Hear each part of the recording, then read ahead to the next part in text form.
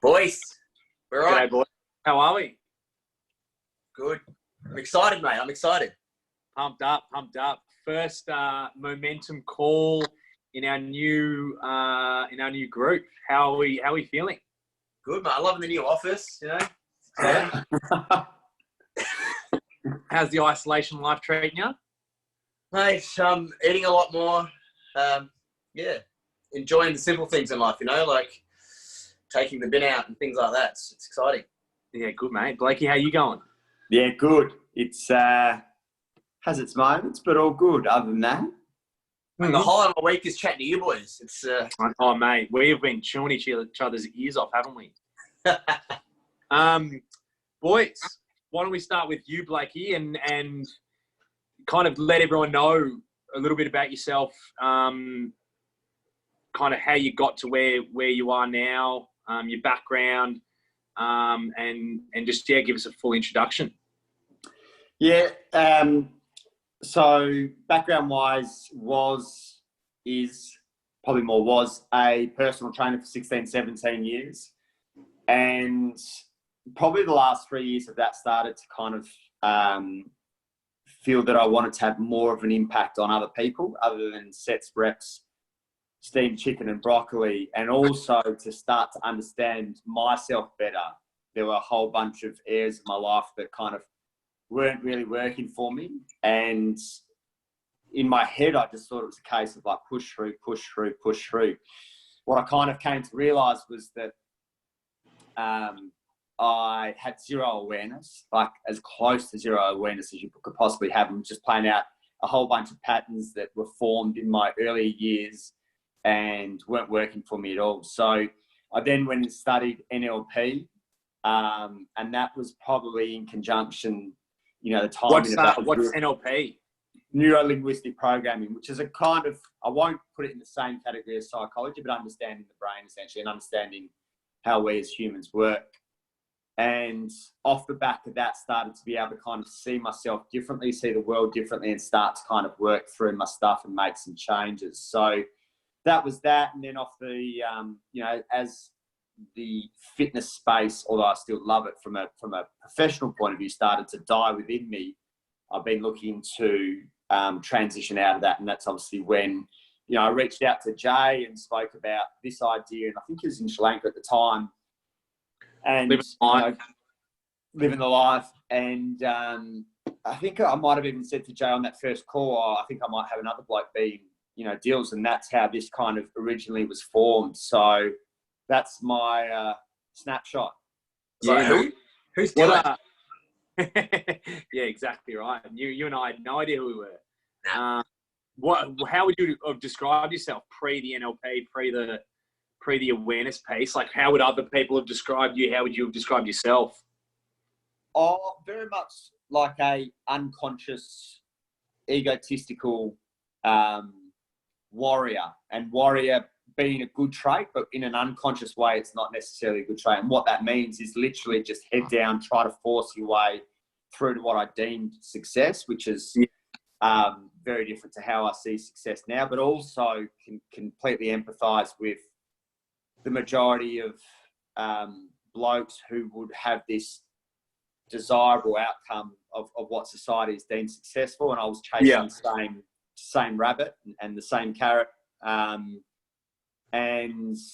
Just the ego getting in the way a lot. And again, at that time, probably had girlfriends and whatever else kind of calling me an egomaniac. But when you're so in that ego, you kind of just brush it off and don't pay much attention to it. So that's probably where I was at. And it's been a solid kind of 3 years, and it will be another solid however many years going forward. It's just what I love doing and trying to be a better version of me. Yeah, and just quickly, when you say unconscious, what do you mean by unconscious? So you're kind of just doing, like, you're just doing the day to day because you didn't know any better, and that was kind of what your upbringing taught you to do, and so you would just head down, bum up, work hard. Like, explain just a little bit briefly about what you mean by unconscious. Yeah, so there's a difference between unconscious, subconscious, and what people refer to these days as either being aware or the word that gets used a bit more is being mindful. And essentially what that means is that my reality was the reality in terms of everything I thought, everything I did was perfect because I didn't know any better. And what NLP taught me is to create a level of separation where you start to become aware of your thoughts, you become aware of your habits, become aware of your behaviors. Yeah. And just as importantly, you start to question them. Like, is this thought serving me? Is this behavior serving me? So you become the observer and you objectively start to question everything that you've done. And it's not in a way where you sit in the corner of a dark room and just like question everything. It just, initially it takes this level of like real strong awareness. And then you just loosen your grip on everything that you believe to be true. Everything about sex, money, life, fitness, just loosening your grip on everything and starting to challenge it. Because, we have this way of being where 95% of us is unconscious. And what that means is that 95% of who we are today was formed in the first 7 years. So that essentially means you become a byproduct of your parents, all good and all bad. And until you become aware and awake enough to go, okay, I don't have to believe that, or I can challenge that. Keep playing out the same patterns time and time again. So that's what I was doing, as most people are. That sounds pretty juicy, mate. I don't want you to give away too much about the imprint period, mate, and the confirmation bias. So I'll rein you in a little bit. We'll bring you in and we'll move on to the number 2 person, Janoah.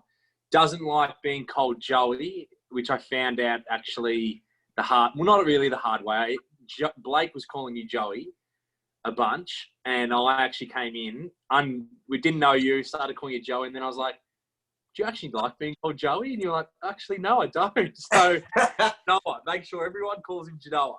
Hang on. Let's set something straight. Firstly, Joey was going through a transition period. So prior to that, he did like it, and I had to change 10 years of calling him Joey in order to call him Janoah. But you got off on the front foot. To be clear with you, Blakey, the transition period happened before I'd met you, and you just jumped on. I just let it go.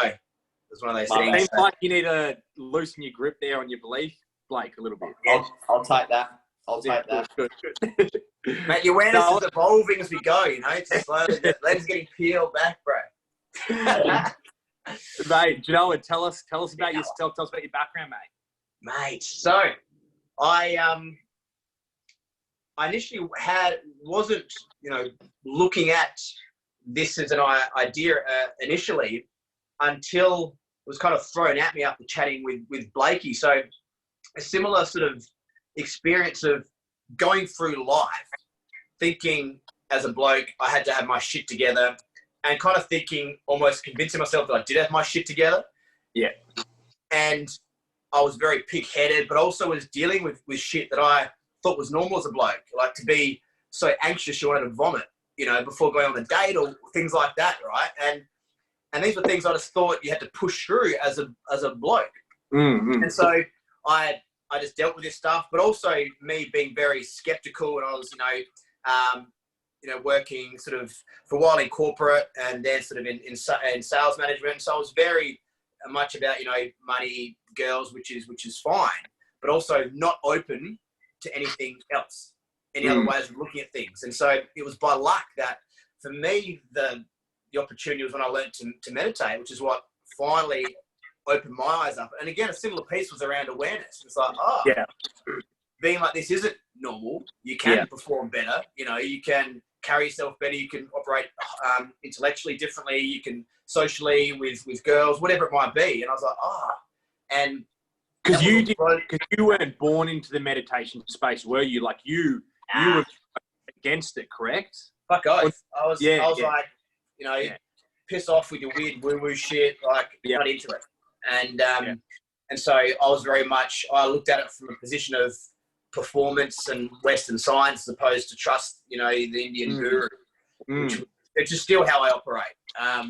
So that's how I sort of brought into it. And then fast forwarding to, that was my slow, like, re-shift of tracks into like, maybe I can own some of my own shit and work on it.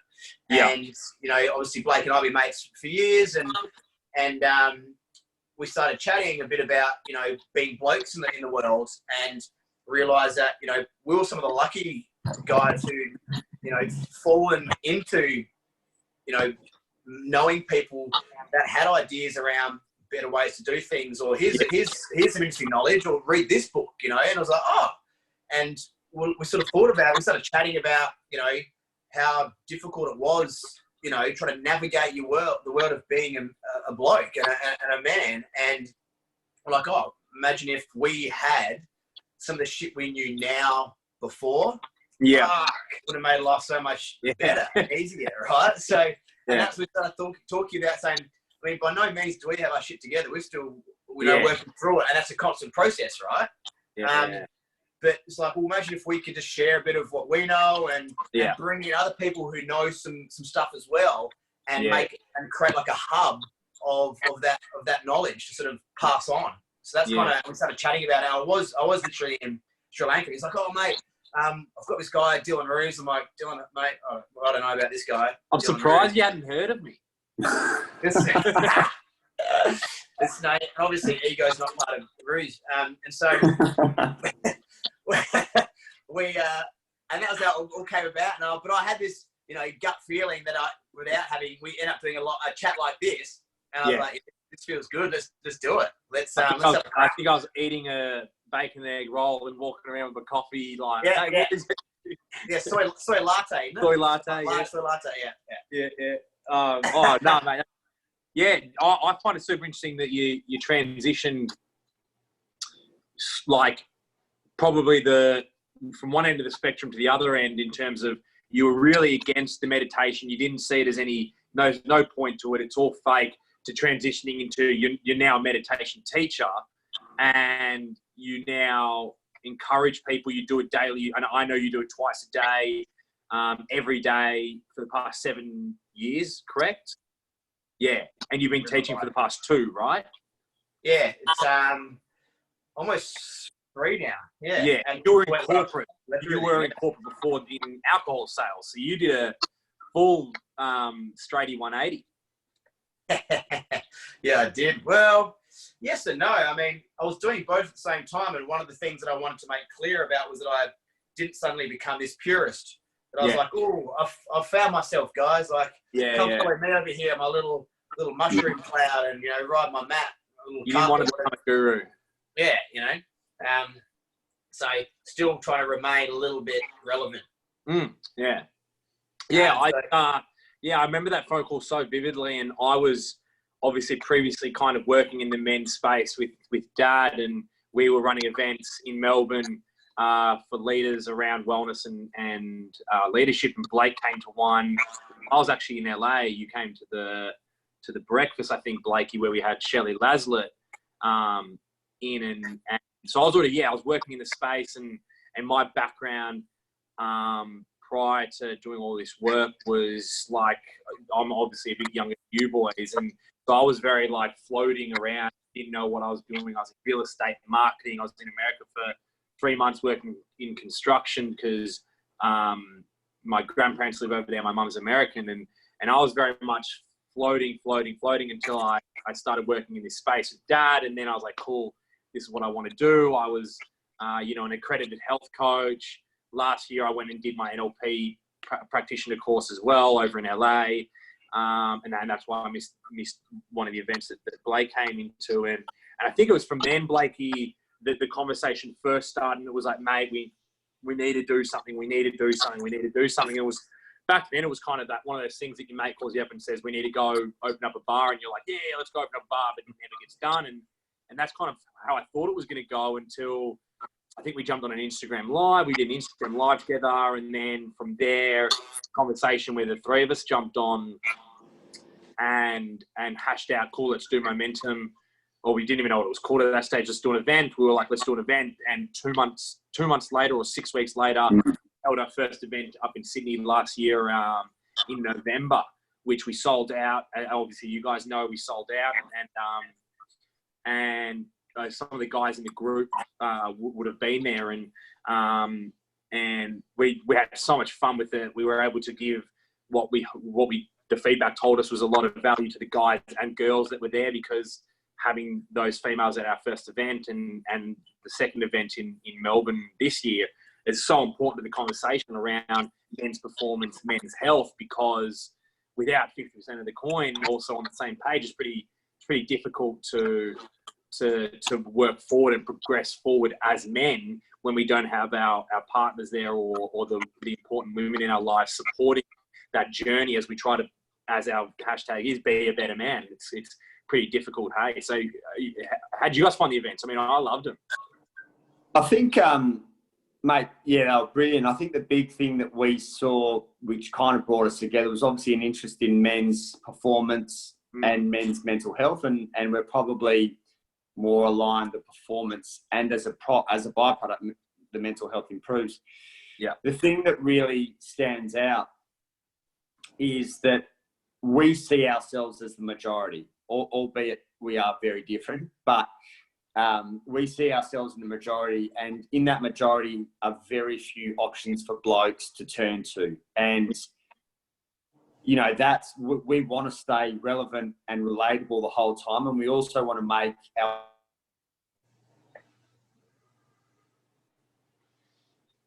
You there, Blakey? I agree. Totally agree with you, Blake.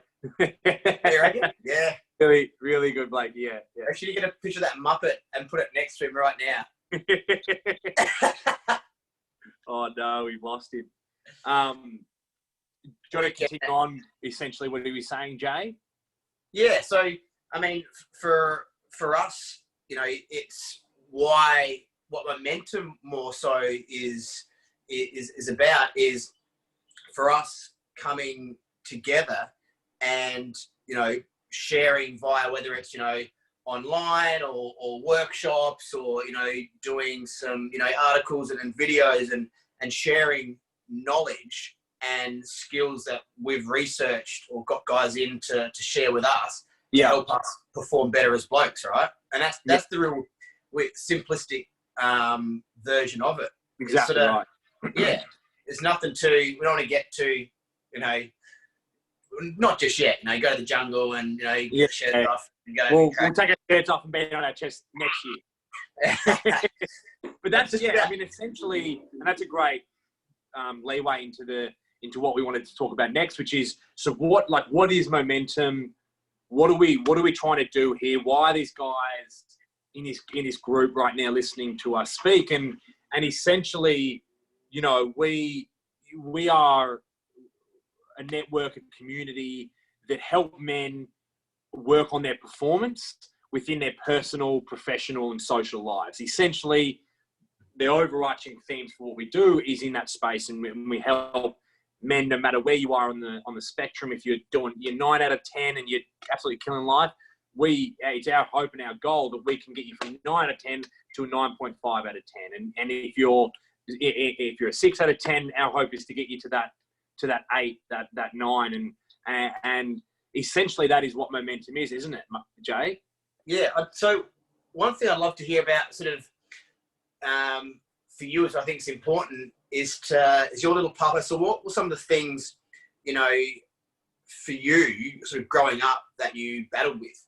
You know, 'cause I think that's I don't know, sort of what my stuff was. What were the hardest things that you dealt with and maybe even pushed through or thought you want to talk about, you know, growing up as a bloke that you struggled with? Yeah, I think for me, and even up until, I mean, I think I'm still struggling with the identity piece. For me, growing up in a family that was pretty well renowned with Dad, it was very much about, I've got to forge my own path, and I've got to like, who am I? Who is Dylan, away from his dad, away from his family? And that's still something that I'm working on and struggle with at times. But I guess from a more everyday bloke kind of thing that I get that a lot of guys would have struggled with is, you and I were pretty similar in terms of, you know, I played sport. I was really good at sport growing up, and then I hit 18, 19, finished high school, stopped all sport. And then I broke up with my long-term girlfriend at the time. It was very much like oh, fuck. Like, what makes me a man now? Like, because it was sport. I had a girlfriend, so that made me a man. I could be a man in my relationship as long as I was a good partner. So I'm a man if I'm a good partner, if I provide. And I was a man I was really good at sport. And then you take that away. It's like, women, okay, well, I need to go out and sleep with as many women as possible because that is how I'm a man now. And so that's what I've been struggling with for the past 5-6 years that I've been aware of it. But obviously previously where I got my worth as a young man growing up was very much around sport. And if I played well one weekend, I could walk around school and I was the man. If I played poorly on the weekend, I'd walk around the school and I'd probably look like a ghost for, Monday, Tuesday, Wednesday kind of thing. So, I think a lot of guys really struggle with that. What are the positive aspects to being a man, and what can we draw out of? Yeah, you can be an athlete and you can absolutely kill it, but you don't necessarily have to put your whole value as a man on that piece. And yeah, that's definitely what I really struggle with. Welcome back, Blakey boy. Thanks for coming back, mate. We don't really need you anymore, do we? Yeah, we're done here, mate. See ya. We're done. But thanks for having me, boys. That is why I'm really passionate about this, about the work that we're trying to set out to do, and what we want to do with MoMENtum is we really do want to create right now in this current climate a really strong online community where not only us are able to teach what we or give out learnings and educate people, but also the men within the group are able to kind of learn off of each other. And because if what I found was really tough moving from Sydney to Melbourne, when I experienced my really bad depression and anxiety at its worst, and I'll go into that further down the track in the group and with everyone here. And I found that if you don't have that sport, where is the male camaraderie? Like, where actually is that male community that you do get? And I was so heavily reliant on throughout school.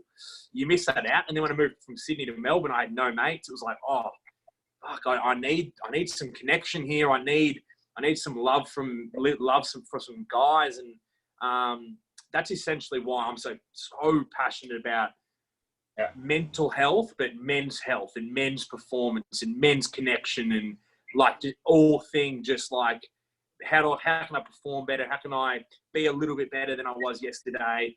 And then if I'm not, that's okay. Like, it's okay. I don't have to be always striving, always doing. I can just be, and I can, I've been meditating for a vast majority of my life, and just being able to sit there and sit still.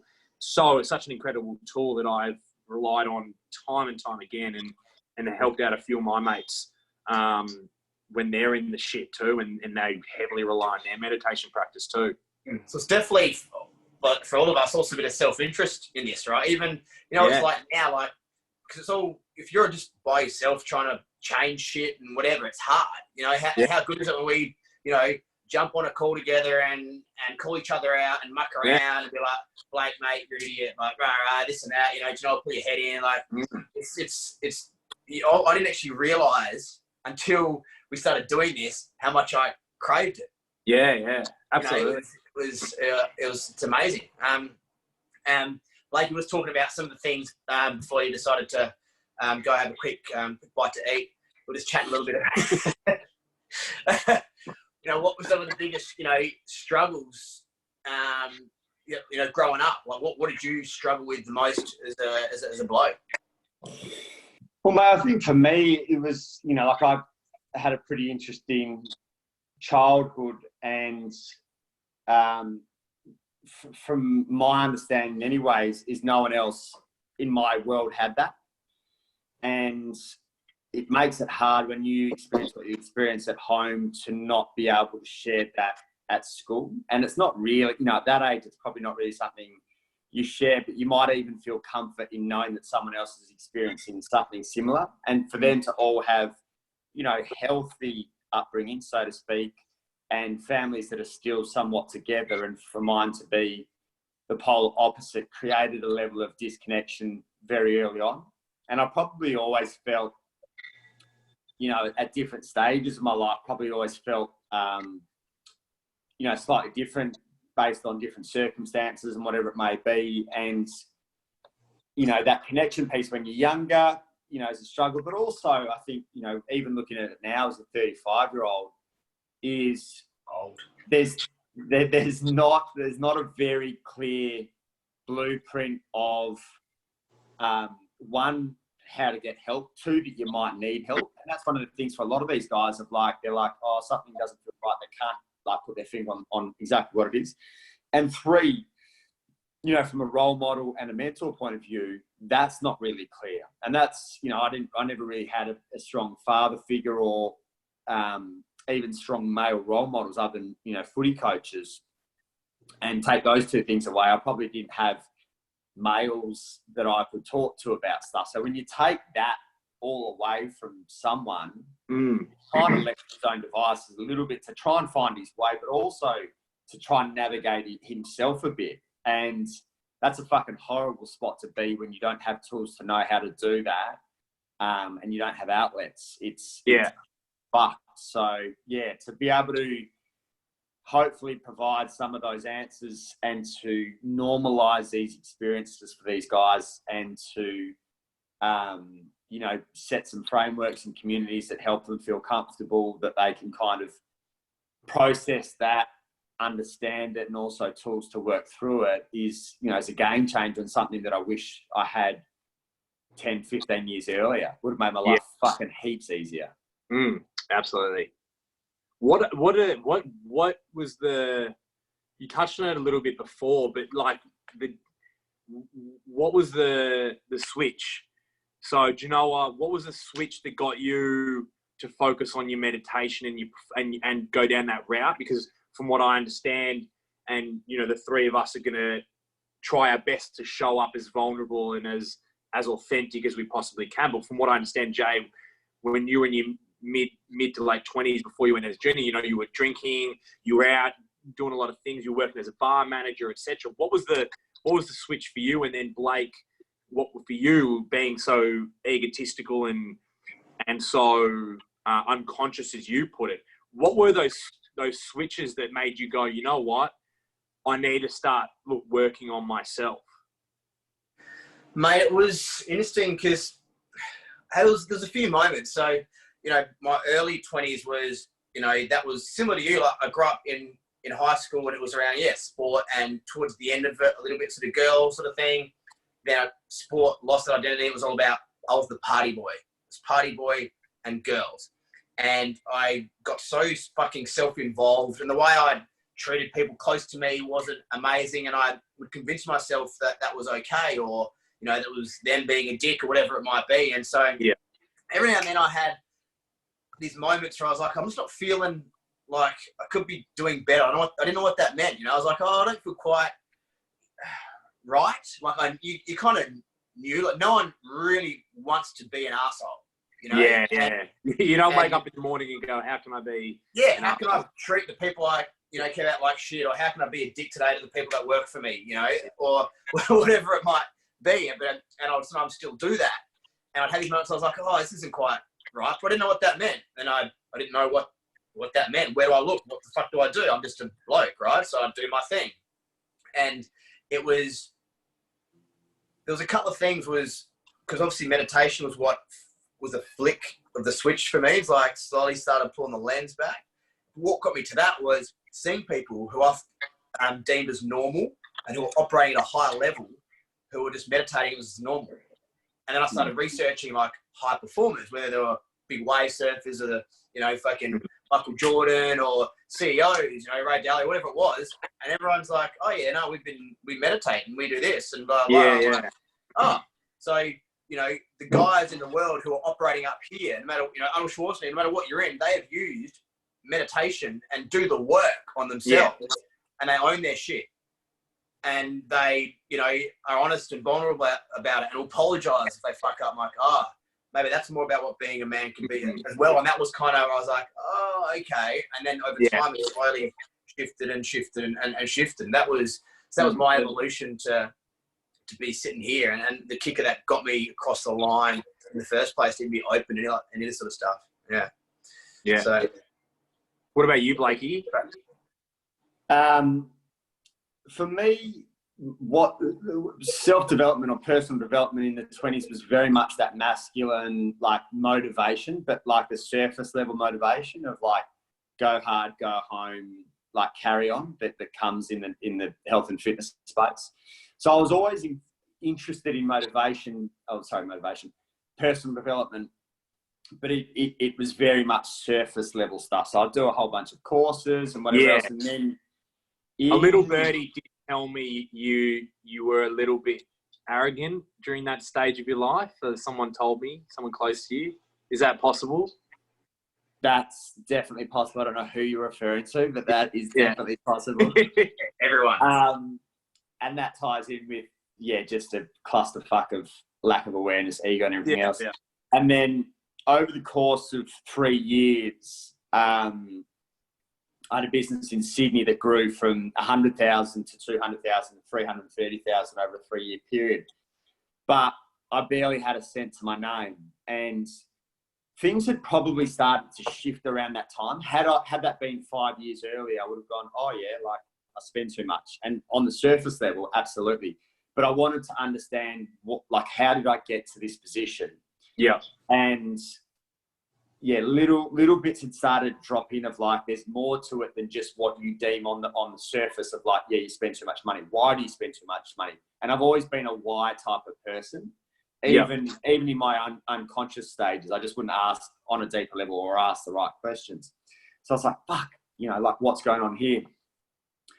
And at the same time, I had a girl come into my world who I dated for 18 months, and she was the polar opposite of everything that I am. And she's very emotionally intelligent, very academic, just the whole works, polar opposite of everything. And those two things kind of came together and just created this massive storm. And she, being an introvert, she also had a very good ability to identify things that, we refer to as blind spots, but now are a lot less blind spots, and just started to kind of get woken up a little bit by her. So it just created this storm. And it wasn't long after that I actually filed for bankruptcy. And the process had already started in terms of starting to join the dots. But I think a lot of this interest in personal development on a much deeper level and understanding the human brain and how to make the most of it and control it and whatever else came about with those things kind of coming together.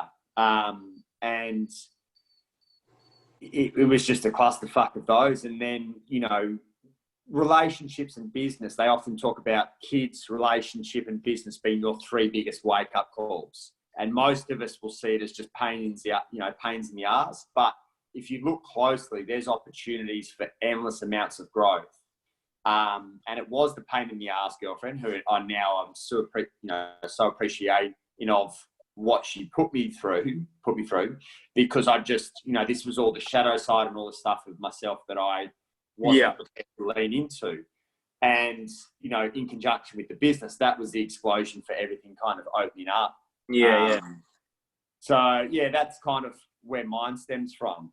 Yeah. So yours is pretty similar to mine. It seems like a little bit of a rock bottom to get you going, whereas Jay was more of a probably somewhere in the middle and looking to break out of the break out of that middle ground and go, well, how can I actually perform better? So also unsatisfied, man. There was a level of genuine dissatisfaction with my life, and I was like, what the fuck does that even mean? Like, what do I do? Like, what is it? And it was being for so long extrinsically motivated. It was like, if I work harder and make more money and pick up more chicks and go on a holiday and the rest, it'll get better, right? And that's not what was happening. For me, it was such a really bad breakup with my girlfriend at the time. This is going back 6 years now, 6 years ago. And it was 12? Really, pardon? So you're about 12? Yeah, when I was about 12. Yeah. So I was about 12 years old coming out of primary school. No, Janoah. So about 5 years ago when I was about 20. And just a real bad breakup that and we've used the language a couple of times now, just did not have those tools that I needed to get through it. And when I say the tools, it wasn't about like I needed to be happy 24/7 and I needed everything to be fine and dandy. More, I didn't have the tools necessary to navigate my own pain and then come out the other side stronger. So rather than focus on what I needed to work on, I would go and drink. I would go and sleep with girls. I would go and do all these things that made me a man. On the surface level, made me a man, but essentially just masks this deep-seated hurt and grief and loss that I was experiencing until it just, the rock bottom experience of depression, anxiety, not getting out of bed for a week, and then having to move from Sydney to Melbourne.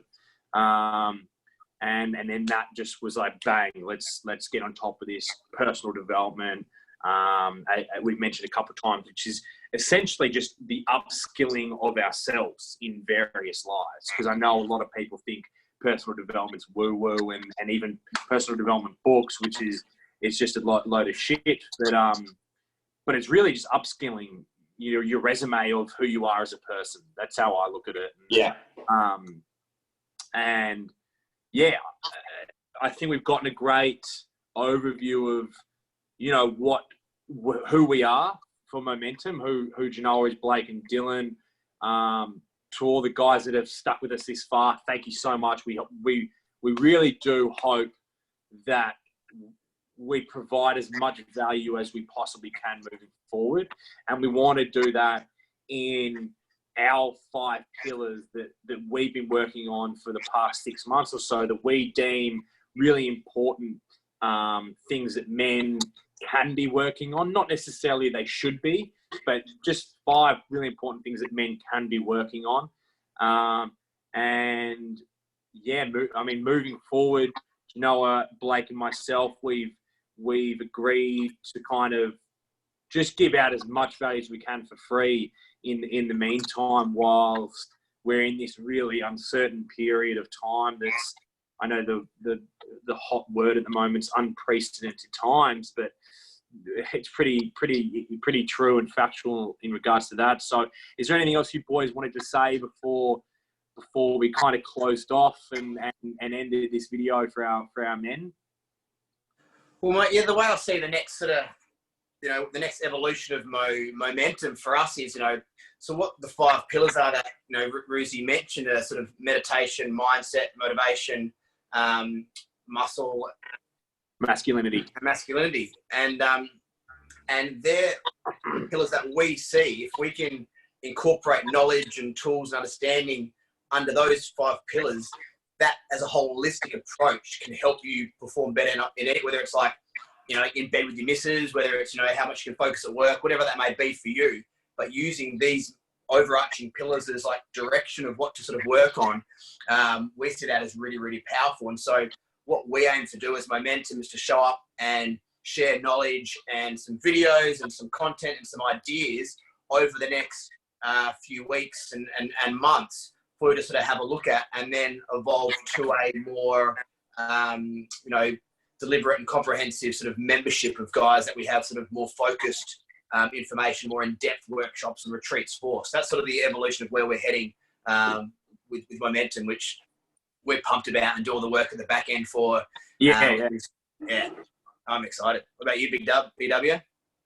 Mate, no, that's good. I think the thing is we really want to be in a position where we can provide solutions for your problems. So the more transparent you are, the better we have an understanding of you. And we're understanding that everyone's coming in at a different point, but we're also pretty clear that for, a lot of the blokes that we attract, they're kind of dipping their toe in this space for the first time and probably, might take a bit to kind of warm up to it. So the more insights we get from you, the more solutions we can provide to your problems. And we like to think that we're pretty relatable blokes and that you'll feel super comfortable, as comfortable as you can in this whole process. And, inch by inch, it all kind of starts to build, excuse the pun, but momentum for the direction that you want to head as well. So do what you can to be transparent with us. And as I said, we understand that, everyone's on a different path and page at this stage in terms of how much they want to give us insight. But the more we do, the more we can provide solutions to your problems. Absolutely. And we've used the word network community, but it is that piece of, you know, get involved, jump on the live videos we do, comment, ask us questions, post your own stuff. I saw this article, so here, have a look at this and really start to help us build this community together. Because without you guys driving it and pushing it, it's kind of just three guys blowing gas up their own trumpets or whatever the fucking whatever. Yeah, there are lots of great chats. Blowing gas up there. I don't even know what it is. Hot air up their asses or whatever. So, yeah. So get involved. Shoot us some private message if you're not comfortable in the group posting or anything. Just shoot the group a message, and one of us will get back to you. And we look forward to kind of seeing where this goes. And we look forward to the future. Perfect. Thank you, Janoah. Thank you, Blake. I love you boys. And I'll see you in the near future. Oh, yeah. See you, boys.